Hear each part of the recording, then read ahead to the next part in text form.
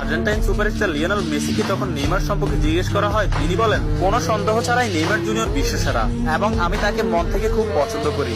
এবং Argentine midfielder Rodrigo D পল বলেছেন, যারা নেইমার জুনিয়রকে ভালোবাসে না তারা ফুটবলই বোঝে না। ফ্রান্সের বিশ্বকাপ জয়ী কিলিয়ান এমবাপ্পে বলেছেন, নেইমার শুধু ফুটবলের রাজা নয়, মহারাজাও বটে। আর্জেন্টাইন গোলকিপার এমিলিয়ানো মার্টিনেজ বলেছেন, আমি নেইমার জুনিয়রের অনেক বড় ভক্ত। আর্জেন্টাইন বিশ্বকাপ জয়ী তারকা ডিয়েগো ম্যারাডোনা বলেছেন, আগামী 10 বছরে 10 জন মেসি আসবে, কিন্তু আগামী 10,000 বছরেও একজন নেইমার আসবে না।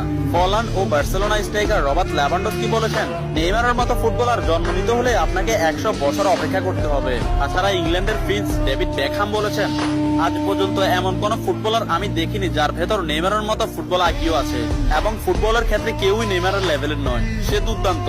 এবং আর্জেন্টাইন বিশ্বকাপ জয়ী তারকা অ্যানহেল ডি মারিয়া বলেছেন, নেইমারের সাথে যে কোনো প্লেয়ারের তুলনা করা অপরাধ।